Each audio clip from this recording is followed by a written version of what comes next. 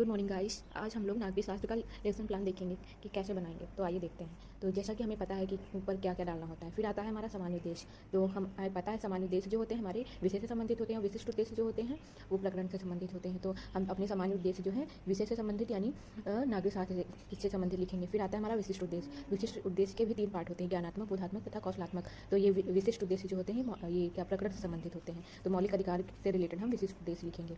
फिर आता है हमारा सहायक सामग्री डालेंगे। तो हम लिखेंगे सहायक सामग्री जो जो हम शिक्षण के दौरान सामग्री यूज़ करेंगे वही यहाँ पे लिख देंगे। फिर हम बच्चों का प्रीवियस नॉलेज चेक करते हैं, तो पूर्व ज्ञान लिखेंगे। फिर आते हैं प्रस्तावना प्रश्न। तो प्रस्तावना प्रश्न बनाएंगे, बच्चों के प्रीवियस नॉलेज से संबंधित ही प्रस्तावना प्रश्न बनाए जाते हैं। उसके बाद आता है हमारा उद्देश्य कथन। उद्देश्य कथन लिखेंगे। उसके बाद प्रस्तुतिकरण। तो प्रस्तुतिकरण लिखते हैं, इधर ये पहला पॉइंट लिखेंगे शिक्षण बिंदु। तो शिक्षण बिंदु कौन कौन से हम ले रहे हैं वो लिखेंगे यहाँ पे। फिर छात्र अध्यापक क्रिया, छात्र क्रिया, शिक्षण विधि और श्यामपथकारी। तो ये प्रस्तुतिकरण करने से पहले हम लोग बच्चों से विकासात्मक प्रश्न भी करते हैं। उसके बाद हम लोग उसका प्रस्तुतिकरण करेंगे। फिर प्रस्तुतिकरण एक शिक्षण बिंदु का करने के बाद फिर हम बोधात्मक प्रश्न भी करते हैं बच्चों से, और जो बच्चे प्रतिक्रिया करते हैं या उत्तर देते हैं उनको यहाँ पे लिखेंगे। और ये यहाँ पे कौन सी हम लोग विधि यूज़ कर रहे हैं वो यहाँ लिखेंगे। अगर श्यामपथकारी करवाया है तो यहाँ पे लिख दिया जाएगा।